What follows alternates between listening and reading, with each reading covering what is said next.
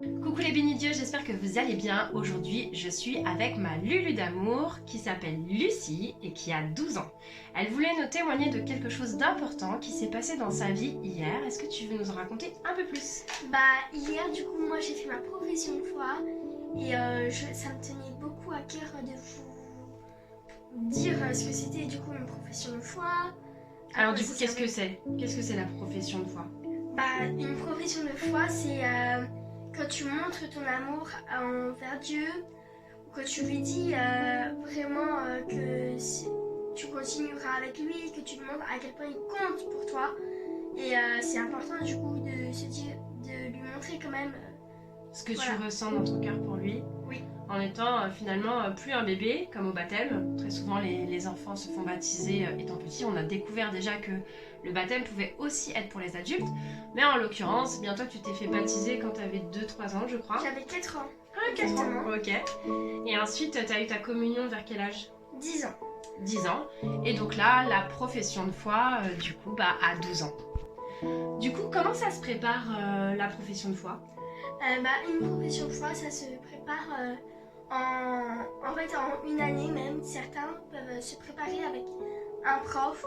On parle de Jésus presque, nous c'était tous les vendredis. Et du coup on se voit, on parle de la vie de Jésus. Vous lisez des évangiles? Oui, on lit des évangiles. Elle nous donne du travail. Et du coup tout ça, ça nous apprend plus. Du coup on est plus prêt pour faire notre profession de foi. D'accord. Et qu'est-ce que ça a changé pour toi cette année de préparation dans ta foi, dans ta relation avec Dieu? Qu'est-ce que ça a permis en fait? Qu'est-ce que ça a changé? Du coup moi ça a changé parce que j'en ai appris plus sur lui. Parce que c'était une année de plus de caté, ça apprend plus. Pour moi ça a changé surtout. Et dans ta vie de prière? Oui. Parce qu'en fait j'étais plus ouvert envers lui que les autres années. D'accord. Tout simplement peut-être parce que tu le connais mieux. Oui. Et donc tu peux davantage lui ressembler peut-être et peut-être plus l'aimer. Je pense que c'est ça. Ok. Donc merci Seigneur parce que c'est vraiment un beau cadeau que tu as fait à Lucie et à tous ces enfants qui se sont tournés vers toi durant cette profession de foi. C'est vraiment une grande grâce. Comment s'est passée hier la cérémonie? La cérémonie s'est passée, ils ont appelé nous qui faisons la profession de foi.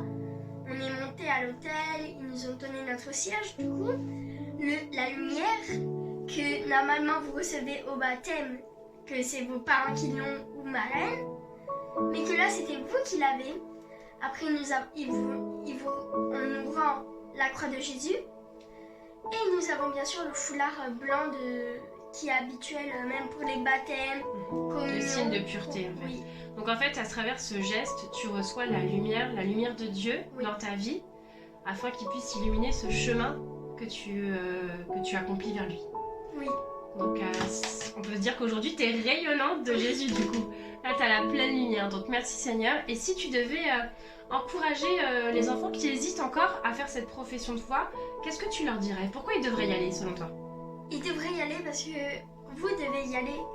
Parce que ça se vit qu'une fois, déjà, une seule fois. Et c'est un grand pas vers le chemin, vers Dieu. Tu continues ton chemin.